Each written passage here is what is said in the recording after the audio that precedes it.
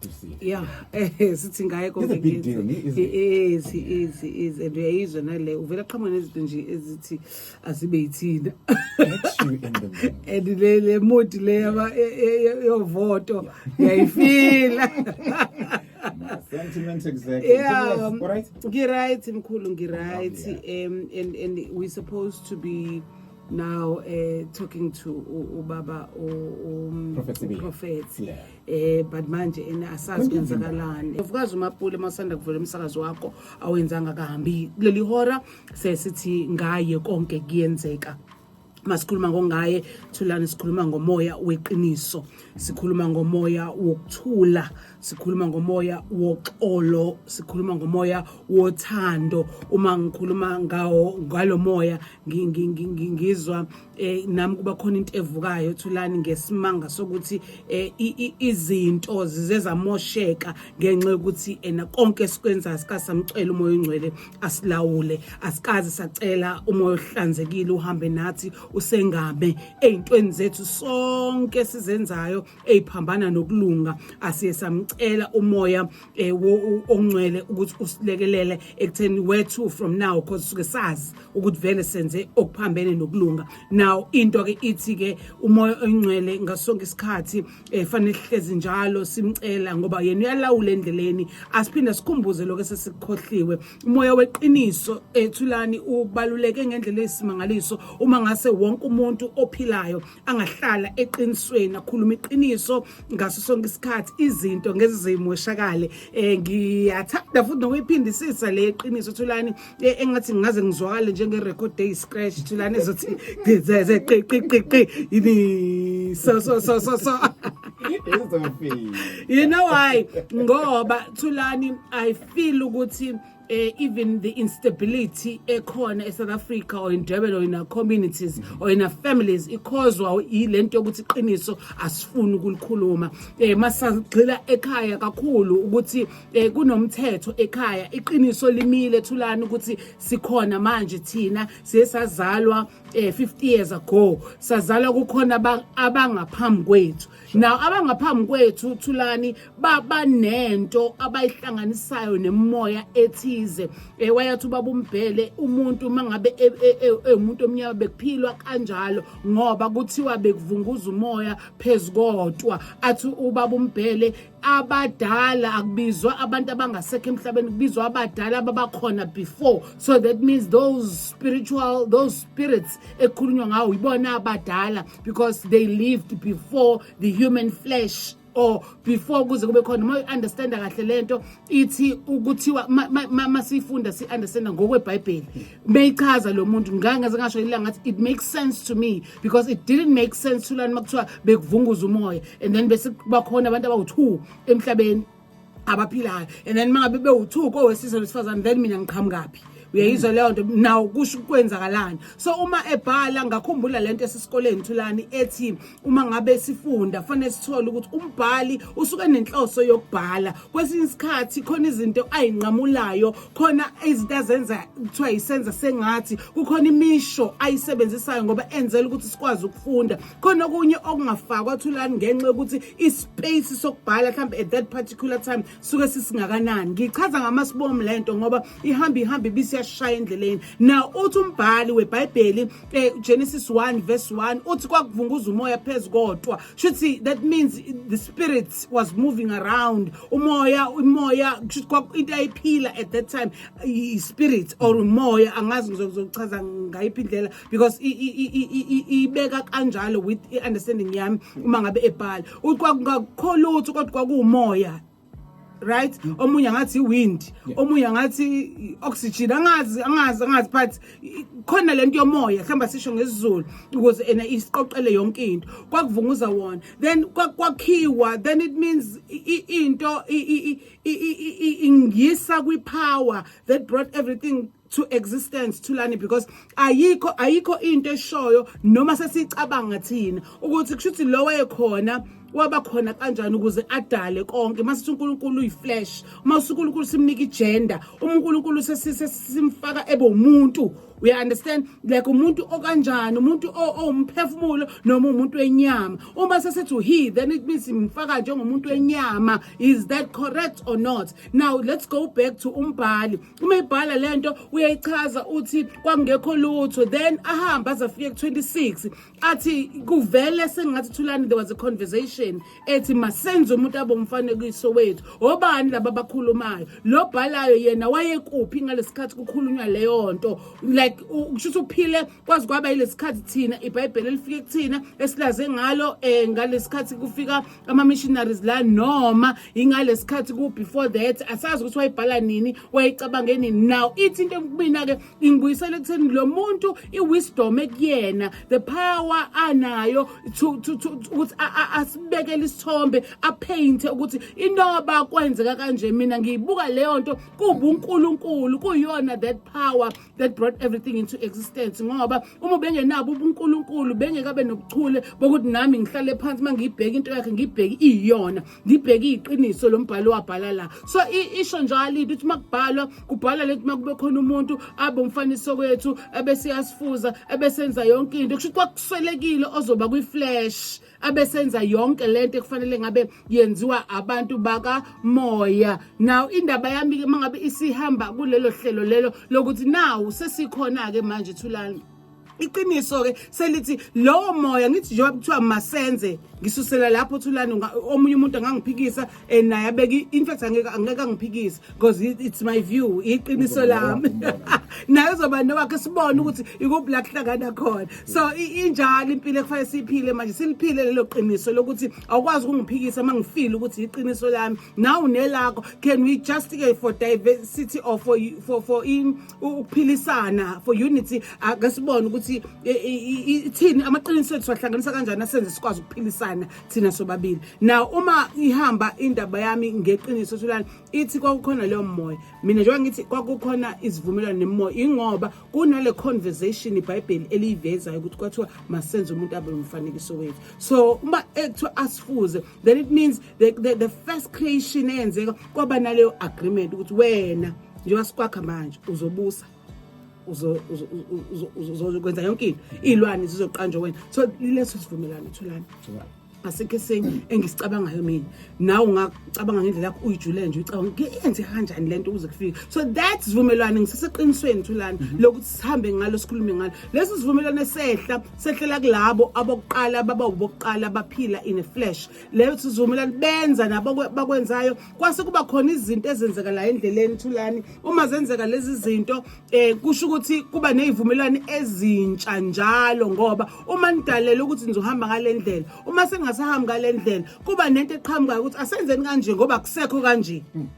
Eyizelana njengoba ku2023 sithi 2024 ngoba last year azange sahloniphana azange sabonana njengabantu ababale we never knew ukuthi kuba khona imndeni evukelanayo manje politically and otherwise we never knew but because sekukhona kwase kuba khona isivumelano esisho ukuthi okay njengoba sekukanjena ke phatha lekhaya then it means sizokwenza kanje kwaba isivumelano esisho nabo laba ekuhlukana nabo nalabo basha bazongena la. So ivumelano njalo ziyaphaswa on and iqiniso lithi nasemndenini yethu iphasiwe on ivumelano kodwa khona la sisale khona la ishiyeke khona yilelo qiniso ukuthi ngicela sibuyele kulona from the family. Uma ngabe ungazi ivumelano zemoya yakini ekwavunyelana ngayo uma ngabe ukuthi ukwazi ukufika kuyona le wena ke ovumelane nayo imoya right umoya hlanzekile.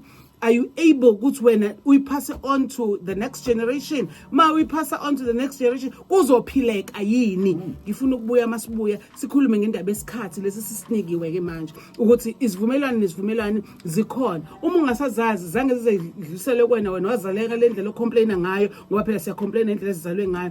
Now uthini ke for ukuthi siye phambili ngoba egcineni asikwazi ukuhlala izolo. Fanele siqhubeke siye phambili sizibone ukuthi senze njani phambili. Lezo ivumelwano ke uyakwazi ukuyiphasa on ezizophilisa ezolungisa country ezolungisa umndeni wakho noma enjani asiphile kulelo qiniso ngaye konke kuyenzeka. Nkosi nkosi kana abantu abehlabelela bavele bakuthinde nje bakuthinde yazi uvela ubone ngathi kwelinyizwe awukho la kulomhlaba ohlabayo ngathi komunye umhlaba.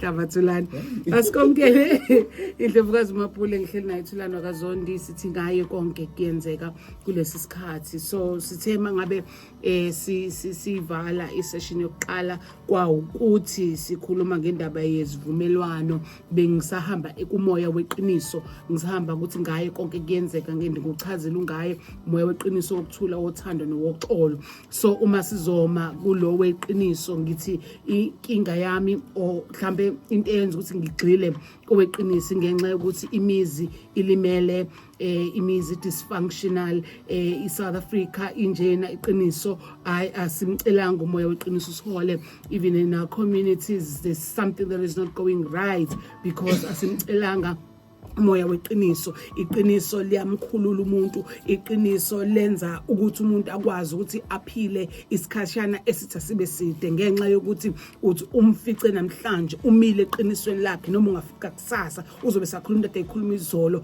noma nini umfica ngonyaka 2024 iqiniso kuyohlezi kuyiqiniso so uma ngabe kukhona ababe nenhlanhla yokuthi bathole ukudocument abayibhalele izinto ngokweqiniso labo nathi siyakuthola futhi siyakufila ukuthi iqiniso leli futhi iqiniso lakhe okuthi nami ngiyalibona ukuthi iqiniso and angidingi futhi nokuthi ngize ngilokho kufanele ngiphikise ngoba into ithi umuntu mekhuluma into ngendlela ayibuka ngayo asikwazi ukuthi thina wrong lo muntu asikwazi ukuhlulela noma ngabe umuntu simbona wena umbona in fact hayi ngoba kusuke ngafanele abenjalo kodwa ukuthi awujwayele ukubona abantu abanjalo you are not exposed to such people so don't say ayikho into enje noma uthi angikhulanga mina kukhona into enje kulungile phela ukhulanga ingakho sithi ushintsho u2023 awufani u2024 last year 2023 beyongekho ama elections last year 2023 bengenzeka izinto ezenzeka manje njengoba siqale lo nyaka so ibalulekile lesi understand ukuthi ama seasons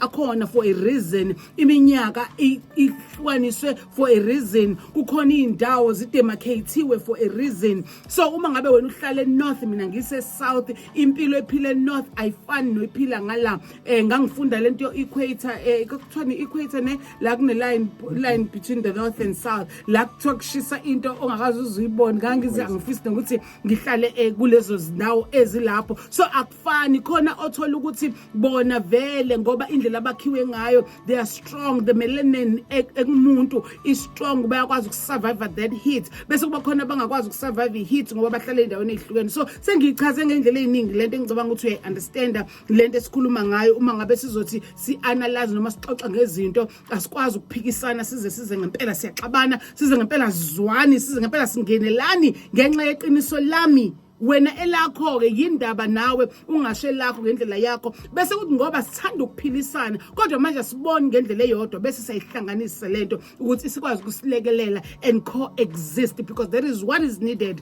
kule South Africa esikuyona kulomhlaba esikuwona we need to coexist because nobody on the right ukuthi umunye akufanele aphile noma kufanele enze njani everyone odaliwe there is a reason and there is a purpose adalelwe kuyona kulomhlaba so ngizama njalo ukuvulela lento yokuthi ngingakhuluma manje akhuluma omunye eksena akhuluma omunye entambama bamba lokho kuzokusebenzela ubambe lokho kuyiqiniso futhi ubusu uyak understand elakhe uma liphambana ngempela nelakho find a way to coexist because elakhe ubungayazi lento ayishoyo usuyayazi manje okay it's either yakufaka emkondleni wakho so that next time when you faced with whatever lo muntu kasokade khuluma ngako you know ukuthi njani ungathatha isifundo ngoba kuthiwa indlela ibuzwa yes kwabaphambili now khona ke lento before ngivale ngoba sengizovala sikudedela uProphet awudlulisele umyalezo osenhlizweni yakhe kufanele awudlulise khona lento nje ade ngithi umoya efanele sicela siphile ngawo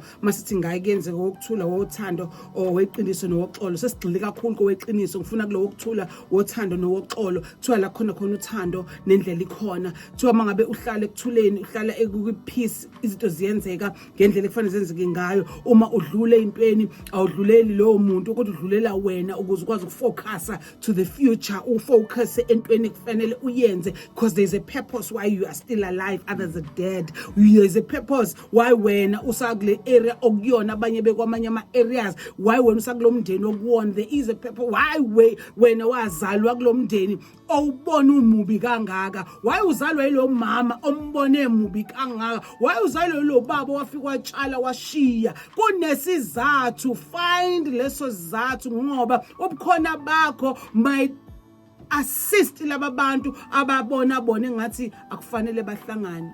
For example, your parents mangabe basaphila ababonanga bona isidingo sokuthi bahlalele wena, kodwa ngoba usukhona, can you make them babuyisanele wena, so that nawe mase kuthiwa kuyathikwa okwenzile emhlabeni kuthiwa hayi impela wababuyisa abazali, ngoba lento yokubuyisa abazali ayingo ukuthi ukhuluma kangakanani, kodwa iyinto wena ozoyenza ibonakale, basibona isidingo sokuthi lento ababeyenza ayikho right. Asiye ukucomplaina kakhulu, but that's fine. uNkulunkulu kungani wena ongibeke kulesi sikhathi samanje, why mina ngisaphila kulesi season, why mina ngizalwe kulomndeni engizalwe kuona, yindaba manje sonke sa self absorbed ethulani, safuna ukuthi manje siyilungiselele izinto singabuza ukuthi konje ilungiswa kanjani, or singazange sayobuza kwabanye ukuthi konje wena njengoba wadlula into enje njengoba nje mapule wena wazalo ubaba wakho waseyakushiya noma wakho wakhulisa uma wakho ubaba wakho wazwambaza ngo1988 nakhona usaqala ihigh school usekuzothi manje eseyusasanda uqala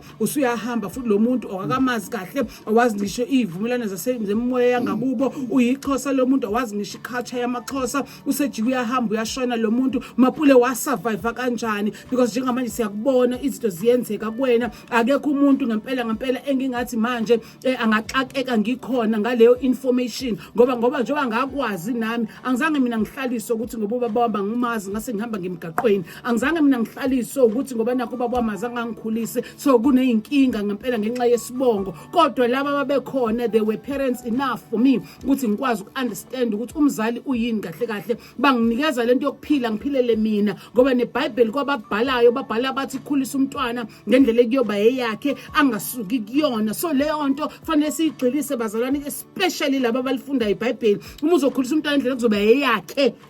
Nkosami, you don't have to put ifear yakho, musuba nama fears akho. Uma uzokhulisa umntwana ngendlela kuzoba eyakhe, musa ukuthi wena busu ufaka lento ethi kufanele kondle. Hayi umntwana yabona umkhulisa ngendlela yakhe uyazi kuyazenzakalela, kodwa momkhulisa ngendlela manje lokumsabisa manje njalo wena nje kufanele umntwana angabe sakhululeka manje ecabangana nawe ukuthi wena how do you feel, yena ucabanga nini ukuthi ufila kanjani, ucabanga nini ukuthi yena fanele lenze into yakhe ngendlela yakhe. So uma ukhulisa umntwana ngendlela yakhe yonke into iyaflow iyazenzakalela, even nawe lokho ukuthi ukhulisile uyayithola reward yakho without ukuthi uzuyiphoqe uyifune. Nake ngifisa ukushiya kona ke lesi sikhathi osinikiwe sesincane isikhathi Thulani, we in March now. Yeah. Ne? We are in March. Yeah. Already. Ha. Yeah. Hey. March, April. This is Avota. May 29. So sinesikhathi esincane ukwazi ukwenza decision nokuplana. Thulani, sinesikhathi esingasazi. Siyabe sincane ngoba sibona abantu abathandiwe bedlule emhlabeni. Ngifuna ukukhuluma nawe manje ungizwe kahle mlaleli. Kunesikhathi sonke lesi sikhathi nawe awazi ukuthi uzophila singakanani. Unjalo makudlula umuntu uthi awe makazi mina. Na ngifuna umbuzo ukuthi kazi mina ngithi mangihamba kuyothiwani ngami. Ngicela leyo nje kokhulunywani ngawo. Kuyothi hayi wafika waphila wasebenza kwasekwenzakalani. Yazi sicela ukuthi sihluleke ukulivula ama page lendaba yakho. Ngizocela lokho nje kulonyaka ka2024 bese ngicela ukuthi ekseni uma ungazwenze njani ngicela ukuthi uqale manje thola ibhuku noma abu 72 pages noma ubani kuyaba more than 72 pages noma inlento ama to choir and quad ton. Get that bese uyabhala. La emsakazweni ngihlezi ngisho Thulani sine hot clock. It's for a reason. Esikoleni sine timetable.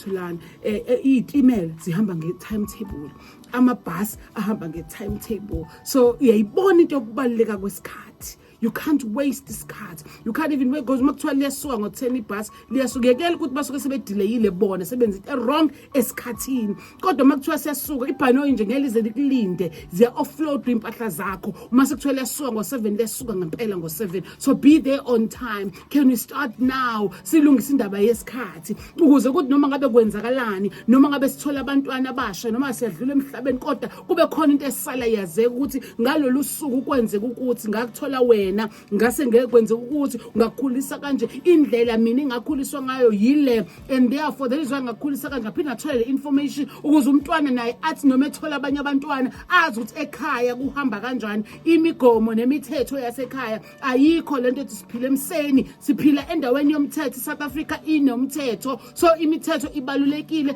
ngoba kuyazi ukuthi makunomthetho kunama consequences so siphila manje abantu bayaphula umthetho and they don't care about the consequences now mabe sisithina ama consequences zokwenza lokho bese sibukeka sibambi sibukeka si wrong now ngifisa ukuthi ngixoxeleke ngaye konke kuyenzeka it's a testimony to learn ukuthi the minute I valued time kwaqala kwa understandeka nama finances ngaqala manje nga understand ukuthi oh okay ngoba ngalesikhathi besishaya thulani mhlawumbe sengishaye noma amangaki imgroove wami and that money down the drain thulani ayibuyanga so yabonga lesikhathi ungasivelosha isikhathi khona imali isebenziseka wrong because when you don't care you just leave and you don't care ukuthi kusasa kuzokwenzakalani ukuthi after 12 mhlambe lo 10,000 ophethe ungasusha after 12 ungasekho so kubalulekile eyogada isikhathi ngaqala thulani ngenza ihot clock yami can you start your hot clock can you do your own timetable as uphila can you do your own time frames into onozenzelayo mawuthi uJanuary ufuna uphele senkwenzile ukuthi ngoba yonke into inesikhathi sayo and vele fanele sibe allocated leso sikhathi cela ukukushiya nalawo mazwi nje kuphela kwanamhlanje ngizokuxoxela ngelinye ilanga ngenxa ukuthi first day lomprofeti ukuthi mina ngis-allocate kanjani sami isikhathi khona bahluleka ngisho ukwenza timetable athi mina ngazi manje uzo-accounta kanjani uzothi uNkulunkulu wenzeni ngalo 30 minutes ohlule ku-account elathulani uzothi ene wena usebenza uqashiwe yethu wena unezandla unengqondo uhluleka nje uku-allocate 30 minutes uthi mase ngufake la noma ngabe kuthiwa uhleli kwi-social media but uhleli entweni productive ezokwenza ukuthi wena ube productive empilweni yini wahlalela izindaba zabantu wakhuluma kangaka nabantu wakhuluma kambi kangaka wadestroya kangaka ngicela uthole isikhathi ngizokulekelela to do your own hot clock your own schedule your own timetable so that ama finances zakhe zobuyela esimweni wena uhlushwa ilutho uhlushwa nje indaba ukuthi awukwazi uku-own up noku-accounta for isikhathi that is why imali imesapheka kanje awuthakathile awuphehlelwa amanzi amnyama uhluleka uku-allocate isikhathi sokuthi ekhaya akuxoxwe kwazeke anixovwa umuntu ngaphandle kanixovana nodwa ngoba nihluleka kwenza isikhathi somuntu nesikhathi se-meeting sokuthi la ekhaya akulungiswa izinto then sinikeza isikhathi sohamba isikhathi singaka senza lento ukuze ilunge akujahwa make your own schedule and time. Believe me, I'm a living testimony. I changed indlela engenza ngayo, allocate isikhathi ngenza schedule. Things are doing good. I am doing very, very well. Yes, she does.